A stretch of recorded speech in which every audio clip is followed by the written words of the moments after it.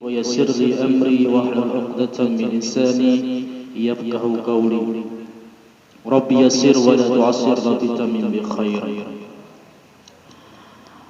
Alhamdulillah, kita panjatkan puji syukur kepada Allah Subhanahu wa taala yang mana dengan limpahan rahmat, taufik, hidayah serta inayahnya sehingga kita kembali dikumpulkan oleh Allah Subhanahu wa taala di tempat yang penuh barakah ini. Salawat dan salam juga tak lupa kita haturkan kepada kehargaan junjungan Nabi besar Nabi Muhammad sallallahu alaihi wasallam serta keluarga, sahabat dan pengikut beliau ila yaumil qiyamah. Para hadirin dan hadirat yang dirahmati Allah Subhanahu wa taala, yang ke-29 dari Asmaul Husna, nama-nama Allah yang indah adalah Al-Hakam. Al-Hakam artinya yang menghukumkan atau yang memutuskan dan yang membikin hukum atau yang membikin undang-undang. Dalam kata lain, dialah Allah Subhanahu wa taala dengan namanya Al-Hakam yang menetapkan segala sesuatu dan menetapkan hukum atas makhluknya. Itu makna daripada Al-Hakam. Ringkasnya dialah Allah Subhanahu wa taala yang Maha menghukumkan. Jadi dengan Al-Hakam, Allah Subhanahu wa taala menghukumkan dan memutuskan segala sesuatu dari makhluknya. Dan wajib kita mengiktikadkan, meyakini bahwa hukum atau keputusan Allah Subhanahu wa taala itu lebih tinggi, lebih mulia dari segala sesuatu, lebih bagus daripada hukumnya hukum makhluk, lebih tinggi daripada hukum adat, lebih mulia daripada hukum akal. Itu hukumnya Allah Subhanahu wa taala. Nah, wajib kita bahwa hukum Allah taala itu lebih baik, lebih bagus, lebih tinggi dan lebih mulia.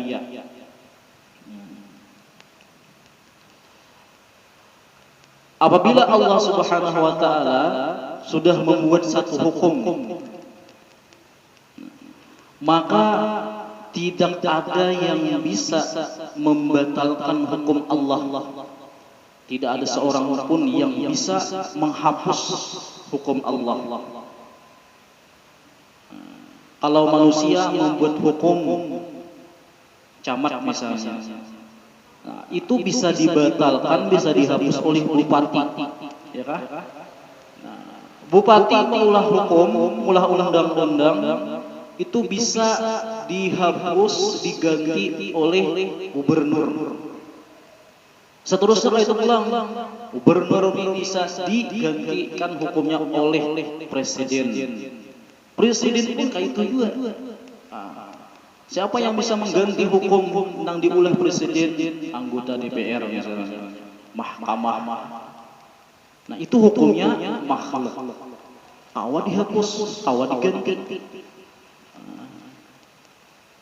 Tapi hukumnya Allah Subhanahu wa taala, bila Allah tetapkan ini hukumnya haram sudah, kada boleh diutak-atik lagi. Jangan hendak diganti-ganti. Itu bila Allah sudah membuat satu hukum.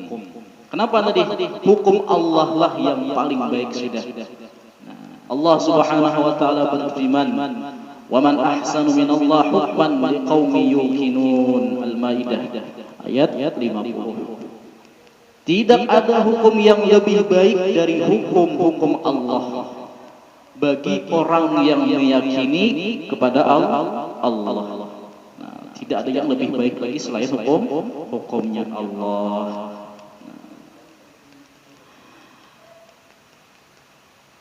Nah, di antara hukum-hukum atau keputusan Allah Subhanahu wa taala, yaitu wa min hukmihi annahu ja'ala al-jannata lil muttaqin wa ja'ala an-nara lil kafirin wal munafiqin wal zalimin wal fasikin. Allah menjadikan surga itu untuk orang bertakwa. Itu sudah keputusan Allah. Allah menyiapkan surga untuk orang yang bertakwa. Dalam Al-Quran Allah Ta'ala berfirman, wa jannatin arduha as-samawati wal ardu u'iddat lil muttaqin. Surga yang luasnya itu seluas langit dan bumi. Surga itu apa siapa? U'iddat lil muttaqin, disediakan untuk orang yang bertakwa. Ini keputusan Allah sudah. Jadi nama isi surga itu orang yang bertakwa. Siapa orang bertakwa itu? Orang yang melaksanakan segala perintahnya dan menjauhi segala larangannya. Kada kawa. Surga itu bertambah bagi orang yang kada takwa. Kada bisa dimasuki surga itu bagi orang yang kada bertakwa. Karena sudah Allah putuskan surga itu adalah milik orang yang bertakwa. Itu keputusan Allah. Kemudian Allah menjadikan neraka itu untuk siapa? Pertama bagi orang kafir. Bagi orang kafir. Allah Subhanahu wa taala berfirman, wattaqun naral lati u'iddat lil kafirin. Takutlah kalian akan neraka yang disediakan neraka itu untuk orang-orang kafir. Ini keputusan Allah sudah. Orang kafir, baik kafir itu sebab menyembah berhala atau kafirnya dengan sebab dia murtadkah atau dengan yang lain, maka Allah sudah sediakan tempatnya yaitu di neraka. Nah, ini keputusan Allah juga namanya. Kemudian Allah juga memutuskan bahwa orang yang munafik itu letaknya di dalam neraka. Nah, orang munafik ini zahirnya aja Islam, tapi hatinya ingkar. Mulutnya mengucap dua kalimat syahadat, tapi dia kada mengakui bahwa Tuhan itu Allah. Kada mengakui Nabi Muhammad itu utusan Allah, cuma di mulut saja. Di hatinya parai, mendustakan. Itu namanya munafik. Nah, orang munafik ini di dalam Al-Quran Allah sebutkan innal munafiqina fi darkil asfali minan nar. Sesungguhnya orang munafik ditempatkan oleh Allah Ta'ala di paling bawah daripada neraka. Paling bawah. Kada nyaman-nyamannya bila bendak paling bawah.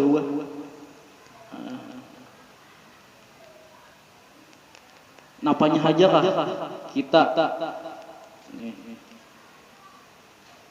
begana di satu tempat pambawahan sempit pulang sasak itu paling sakit sudah. Paling sakit. Nah, di neraka sudah di neraka tempatnya di paling bawah parak api. Ibarat itu parak apa namanya, kalau kita tuh kan memasak itu yang paling bawah itu adalah parak api. Kalau di atas daripada panci itu panas juga, tapi kada sepanas orang yang begana di bawah. Nah, ini orang munafik letaknya di dalam neraka dan di paling bawah.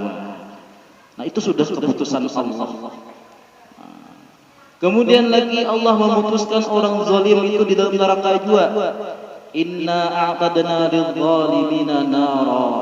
Sesungguhnya kami telah menyediakan bagi orang yang zalim neraka. Zalim terhadap Allah, zalim terhadap makhluknya. Ini orang zalim ini letaknya di neraka juga. Zalim. Kemudian Allah juga menetapkan kepada orang fasik. Orang fasik ini orang yang menggawi dosa besar, ada tobat-tobat, atau menggawi dosa kecil terus menerus, fasik namanya. Nah, Di mana orang fasik diletakkan Allah juga? Wa ammal ladzina fasaqu fa ma'wahumun nar. Surah Sajdah ayat 20. Adapun orang-orang yang fasik, maka Allah tempatkan mereka di dalam neraka. Nah, ini keputusan Allah sudah. Jadi, apunnya surga orang takwa, apun neraka orang fasik, orang zalim, orang munafik, orang kafir, banyak apunnya. Nah, isinya. Nah, itu sudah keputusan Allah Subhanahu wa taala. Nah, jadi Allah yang bernama Al-Hakam itu memutuskan sudah, dan keputusannya itu kada bisa dirubah-rubah, kada bisa diganti-ganti. Nah, dan itu sudah yang paling baik. Nah, kemudian lagi di antara keputusan Allah Subhanahu wa taala yaitu masalah warisan. Masalah warisan. Allah Subhanahu wa taala sudah menetapkan mamanya saini bagiannya, anak lakian 2 bagian, anak bibinian 1. Nang bibinian ini protes, kenapa aku 1 aja? Nang lakian 2. Nah, itu sudah keputusan Allah. Udah keputusan Allah. Bila Allah memutuskan, menghukumkan seperti itu, maka itu yang terbaik sudah. Amun orang bahari itu kenapa aja lakian 2 bagiannya di warisan? Karena kepalanya 2 aja. Kepalanya 2. Amun bibinian hendak dapat 2, tambahi kepala sepenting. Nah, artinya apa? Lalakian itu tak banyak bebannya. Lalakian itu tak banyak keperluannya, maka bagiannya dapat 2. Nah, itu sudah keputusan Allah. Jangan kita hendak mengingkari. Ibarat dibagikan, ini lakian 1 juta, bibinian dapat 500.000 aja. Ridha atau tidak, terima aja. Itu keputusan Allah. Kalau kita ridha, pahala kita. Kemudian kalau seandainya dibagi rata aja, boleh.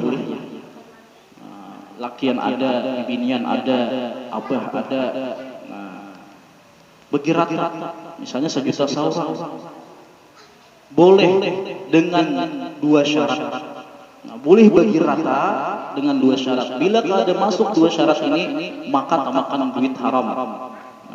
Tamakan duit hak keluarga yang sanak-sanak. Apa syaratnya? Boleh kita bagi rata warisan 1. Akui dulu berataan, kumpulan berataan badang sanakan, akui lah, ini hukum Allah seperti ini seharusnya kayak ini bagian-bagiannya. Nah, hukum Allah ini paling baik, sudahlah kita yakini hukum Allah ini paling baik.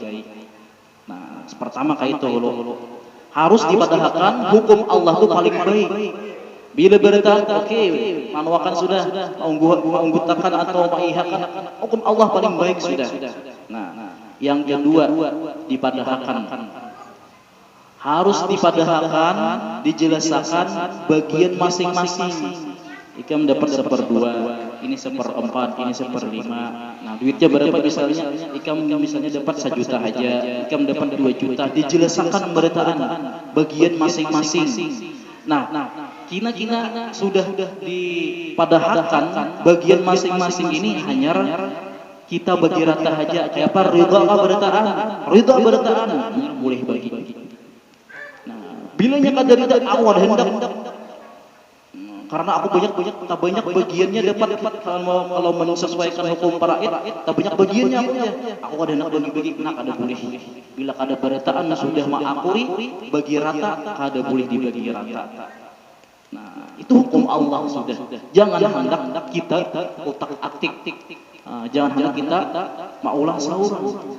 Nah, bila kita bagi rata 2, ada yang kada rida sangka tamakan hak orang. Nah, makanya duit warisan itu panas. Karena ada di antaranya mungkin kada ridha. Nah, itu sudah keputusan Allah. Jangan hendak dirubah-rubah. Kemudian lagi Allah sudah menetapkan hukum tentang jual beli muamalah. Allah Subhanahu wa taala berfirman, "Ahallallahu al-bai'a wa harrama ar-riba." Allah mengharamkan jual beli dan mengharamkan riba. Mengharamkan riba. Ulun berhutang lawan dayat 1 juta.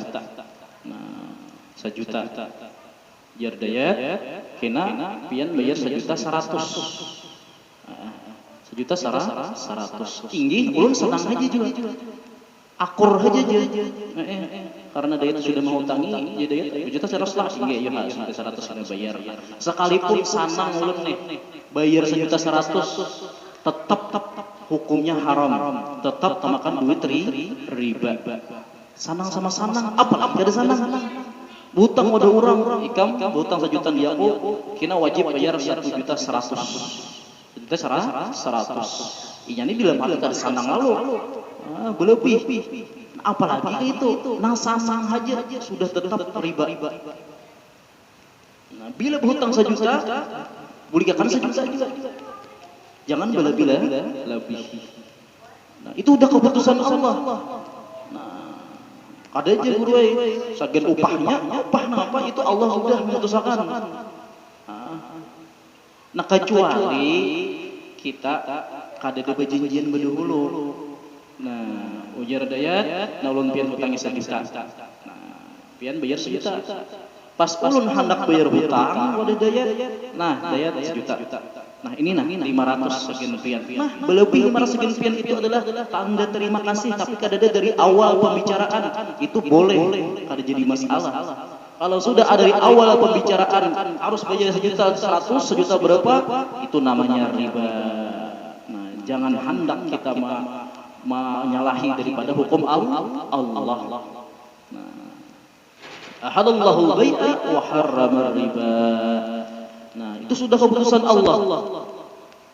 Apalagi di antara hukum Allah atau keputusan Allah, zina. Di dalam Al-Quran Allah Ta'ala berfirman, "Az-zaniyatu waz-zani fajlidu kulla wahidin minhuma mi'ata jaldah." Perempuan yang berzina, yang masih gadis, masih bujangan belum kawin, dan laki-laki yang berzina yang belum kawin juga, masih perjaka, apabila berzina nih, maka salah satu atau keduanya itu dipukul atau dicambuk 100 kali. Hukum Allah. Nah, nang belum kawin, nang sudah kawin dirajam sampai mati, dipatak di tanah, kepalanya dicungulakan, inget dada, ditawaki sampai mati. Itu dirajam kalau sudah kawin, sudah pernah kawin. Nah, nang belum kawin berzina itu dipukul, dicambuk sebanyak 100 kali. Nah, apabila hukum ini kada dijalankan, cuma masuk penjara setahun misalnya. Nah, setahun. Nah, maka masih tetap dituntut orang ini. Nah, bilanya kada tobat, maka masuk neraka. Akan tetapi orang yang berzina, yang belum kawin, itu kada tobat tapi dihukum dengan hukum yang sudah diputuskan oleh Allah dalam Al-Quran 100 kali cambuk, selesai, balasannya sudah selesai di dunia, di akhirat selamat, kada jadi masalah lagi. Ini berzina, cambuk 100 kali, dosanya tak ampuni sudah. Karena sudah hukumnya dilaksanakan di dunia. Bilanya berzina, cuma dipenjara, kada dicambuk-cambuk sampai 100 kali, maka di akhirat masih ada balasan. Nang sudah kawin berzina, hukum negara misalnya cuma dipenjara atau diusir saja. Nah, diusir saja, kada dihukum sampai mati.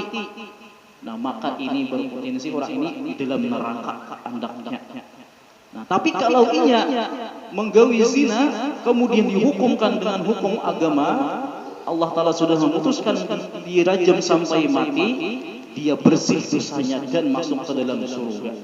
Nah, sebagaimana yang pernah terjadi di zaman Rasulullah, seorang perempuan itu datang kepada Rasulullah, "Wahai Rasulullah, ulun berzina." Datang bersarah diri, "Napa minta bersihi supaya selamat?" supaya selamat. Akhirnya dalam proses yang panjang sampainya banakan, ketianan dan banakan, hanya Rasulullah hukumnya sampai mati. Nah, Rasulullah bersabda, ini perempuan di dalam surga. Bersih orang-orang.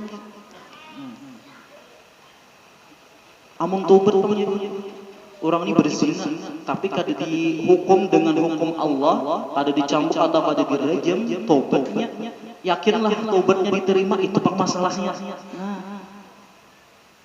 Kalaunya orang dihukum di dunia, itu kada perlu tobat, bila karena hukuman sudah sesuai dihukumkan Allah, bersih dosanya. Bersih. Karena sudah dapat balasan di akhirat selamat.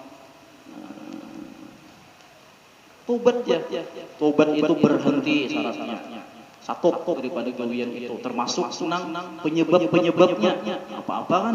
Misalnya HP penyebabnya nih, mulai nambah zina nih kan, hubungannya masih ada, buang HP-nya bila masih ada dianggap. Kemudian menyesal dan tidak lagi bercita-cita, tidak lagi mengulangi. Itu kalaunya urusan Allah. Lawan makhluk tambah satu, minta ridha, minta ampun lawan hubungan makhluk. Bila kita mengambil hartanya belikakan. Nah, itu syarat tobat. Nah, kita gawi tapi diterima oleh Allah lah. Kada belum pasti lagi. Belum pasti. Tapi kalau orang dapat hukuman di dunia sesuai yang sudah dihukumkan oleh Allah Taala, bersih dosanya, kada perlu tobat lagi. Itu sudah tobatnya ada. Makanya Rasulullah mengatakan nang perempuan nang besarah diri ketika dia mengaku berzina, Rasulullah mengatakan inya di dalam surga. Di dalam surga. Kemudian lagi keputusan Allah Subhanahu wa taala orang yang mencuri. Dalam Al-Qur'an Allah taala berfirman, "Was-sariqu was-sariqatu faqta'u aydiyahuma." Laki-laki yang mencuri dan perempuan mencuri, maka potonglah tangan keduanya. Nah, dipotong tangannya hukum Allah Ta'ala, orang yang mencuri, potong tangan. Nah, potong tangan. Orang yang mencuri, dipenjara sebulan saja. Penjara sebulan, lepas sebulan. Ini tetap dituntut di akhirat nantinya pertanggungjawabannya mencuri. Nah, kalaunya tobat jadi terima, hapus. Tapi yakinlah tobat jadi terima dahulu. Nah, kalaunya orang langsung potong tangan, bersih misalnya saja. Nah, kalau dihukum potong tangan. Nah, itu hukum Allah Subhanahu wa taala sudah Allah tetapkan dan kada boleh dirubah-rubah. Kada boleh dirubah. Nah, kemudian kalau kita sudah beriman dengan nama Allah yang bernama Al-Hakam, yang menghukumkan, yang memutuskan segala sesuatu. Nah, tadi pertama kita harus meyakini bahwa segala keputusan Allah Ta'ala yang terbaik. Nah, yang terbaik. Nah, kadang-kadang kita kada tahu hikmahnya kenapa itu. Tapi kita jalanakan aja. Kina ada tuh tetamu. Oh, ternyata kayak ini pang Allah Ta'ala maulah hukum nih. Hikmahnya, rahasianya. Nah, contohnya lah di Brunei Darussalam loh. Di Brunei Darussalam aman, tentram, sejahtera, orangnya sugi-sugi. Kenapa? Hukum Islam di sana diterapkan. Bila ada mencuri, batasnya nisabnya saat ini potong tangan. Berzina, nang belum kawin cambuk, nang sudah kawin mati sampai mati direjam. Akhirnya masyarakatnya bertahan makmur, tentram, damai. Nah, LGBT ini bubuhan bincong-bincong nih, itu bila ada ujar siapa orangnya Sultan Hasanul Bolkiah ya kah? Rajanya masih aja di Brunei Darussalam ditangkap, dirajam, dibunuh orangnya. Akhirnya bukahannya keluar daripada Brunei, bersih Brunei Darussalam itu daripada bubuhan bincong-bincong ini. Kemana bukahnya? Ya ke Indonesia jadinya. Kenapa Indonesia kada ada hukum seperti itu? Nah, itu hikmahnya. Kejamkah? Ada kejam. Justru hukum Allah Ta'ala itu menjaga yang ada, memelihara masyarakat hukum Allah Ta'ala. Kalau bahasa almarhum Kiai Haji Mahfuz Amin Pamangki ujar sidin, lebih baik tambuk sabiji daripada tambuk sataraan. Jangan sakataraan dia atau sarak. Inta lo tuh tambuk lah, anak dirak maka ina nang dihige-higenya jadi petambuk juga buruk berdaran. Nah, lebih baik kita membuang sabiji ini nang buruk nang tambuk ini daripada buruk sakataraan. Nah, itu perkataan almarhum Kiai Haji Mahfuz Amin. Jadi lebih baik kita membuangi atau mengusir yang ada baik ini anggaran beritaan masyarakat itu tercemar. Nah, itu tadi hukumnya Allah.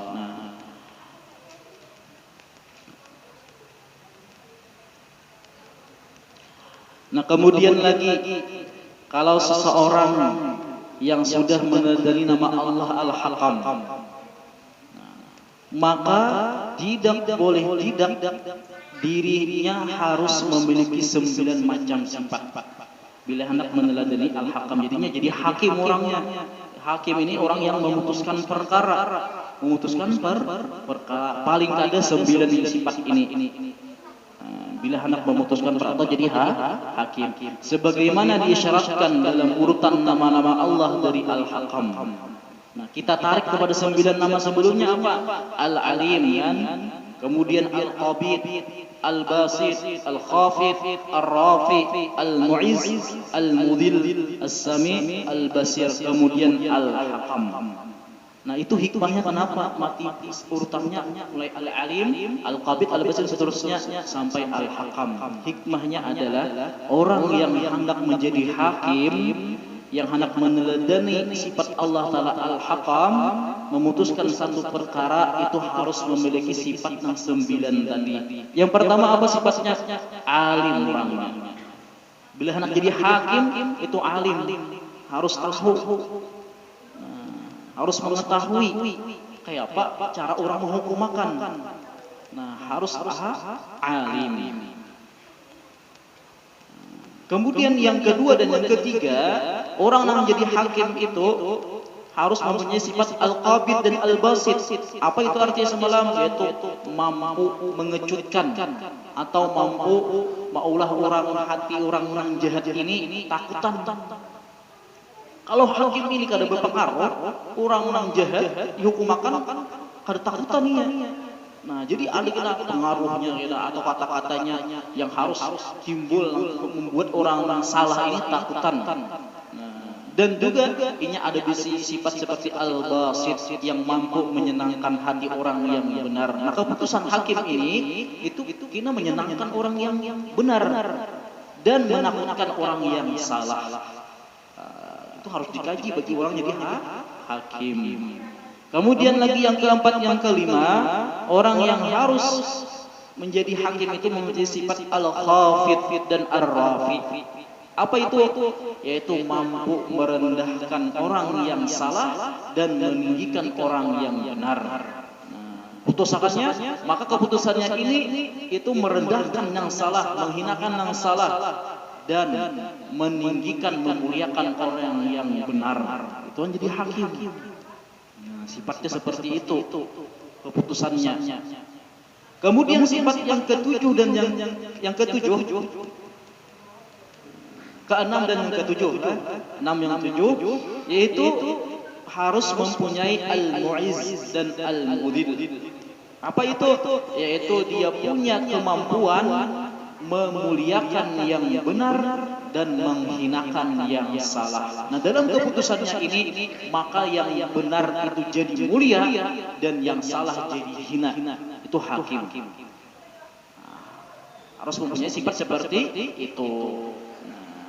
Dan yang kedelapan, yang kesembilan, nah sifat yang harus dimiliki oleh seorang hakim, jadi orang hakim tadi, yaitu As-Sami' dan Al-Basir. Hakimnya ini jangan sampai tuli. Hakim ini jangan nang buta. Kalau hakimnya buta, kim ya. Nih, Fulan bin Fulan mencuntan, nama dicuntannya ayam orang misalnya, di mana di situ kada kaum hakim. Kada kawa memutuskan nang seadil-adilnya atau kada mendengar orang berkisah tentang kronologi masalahnya, hanya kada mendengar hakimnya, kada kau jadi hakim. Nah, jadi hakim itu harus mempunyai pendengaran dan penglihatan. Nah, itu sifat orang yang harus menjadi hakim. Nah, kalau hendak meneladani sifat Allah Ta'ala yang bernama Al-Hakam.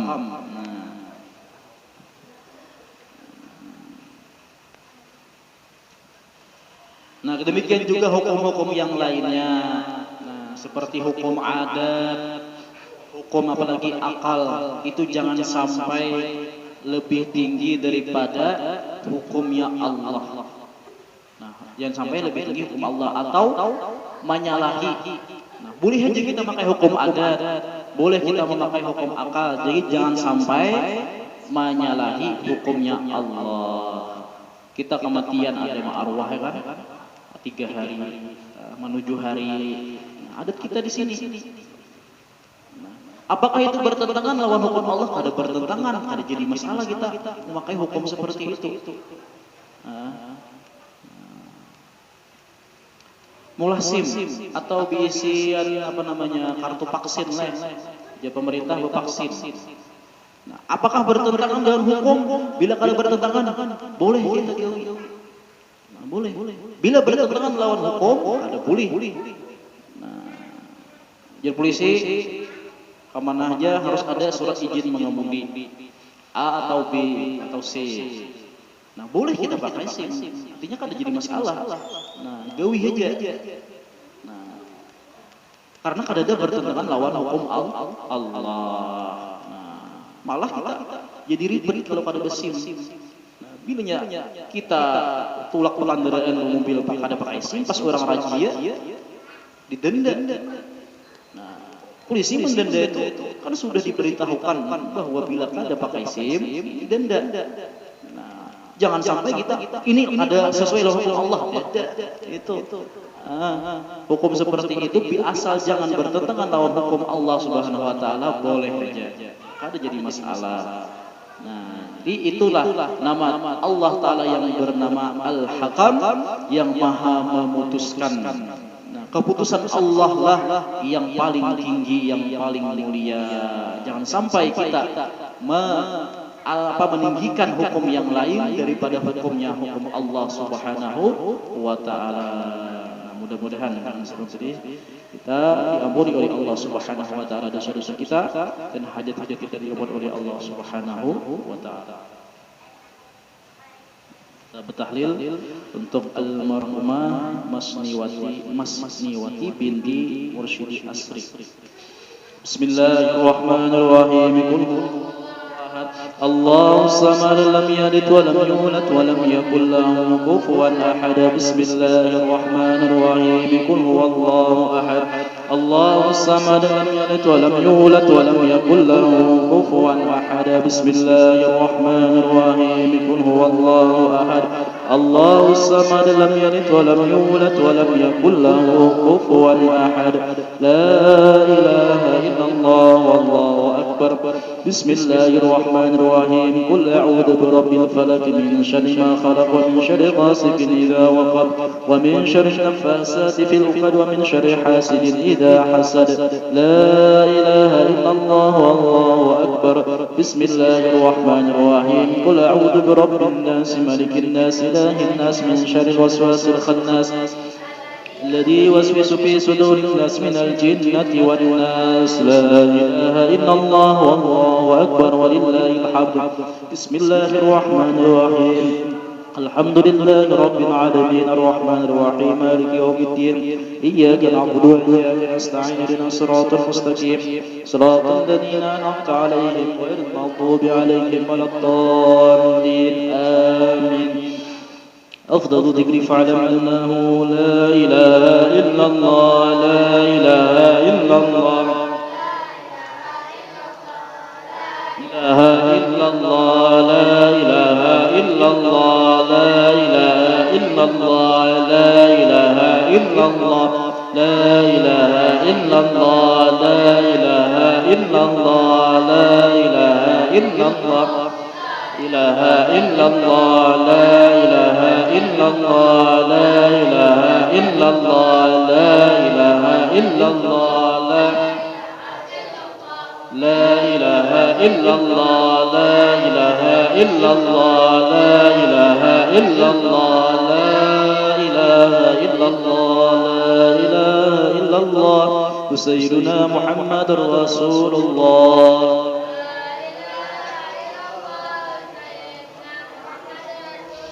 اللهم صل على سيدنا محمد اللهم صل عليه وسلم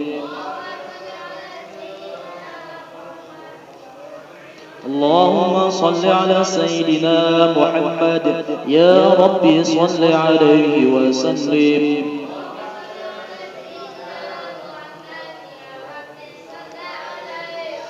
سبحان الله وبحمده سبحان الله وبحمده سبحان الله وبحمده سبحان الله وبحمده سبحان الله وبحمده سبحان الله وبحمده يا الله يا الله الله يا الله يا الله يا الله يا الله يا الله اللهم صل على حبيبك سيدنا محمد وعلى آله وصحبه وبارك وسلم أجمعين اللهم صل على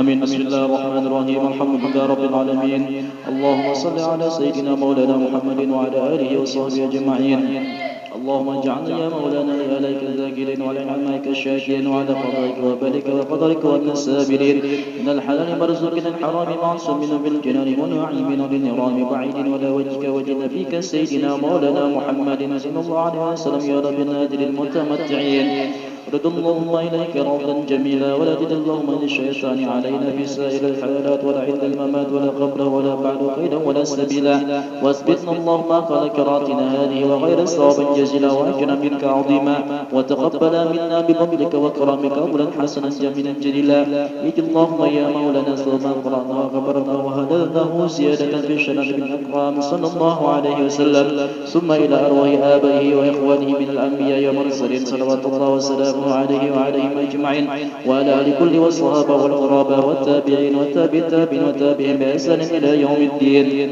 ثم إلى أرواح أربعة أئمة المجتهدين المقلدين في الدين والعلماء العاملين والفقهاء والمحدثين والقراء المفسرين والسادة الصوفية المحققين والتابعين بإحسان إلى يوم الدين ثم إلى أرواح المرحوم مسنية بنت مرشد أسرف اللهم اغفر لها وارحمها وعافها واعف عنها اللهم اجعل جنة مسوى نزلها اللهم اجعل قبورها روضة من رياض الجنة ولا تجعل قبر حفرة من حفر النيران اللهم انزل رحمة والنعمة والوفاة والشافة على الروح برحمتك يا أرحم الراحمين ربنا اغفر لنا ولإخواننا الذين سبقونا بالإيمان ولا تجعل في قلوبنا غلا الذين آمنوا ربنا إنك رؤوف رحيم ربنا تقبل منا إنك أنت السميع العليم وتب علينا إنك أنت التواب الرحيم ربنا آتنا في الدنيا حسنة وفي الآخرة حسنة وقنا عذاب النار وصلى الله على سيدنا مولانا محمد وعلى آله وصحبه وسلم والحمد لله رب العالمين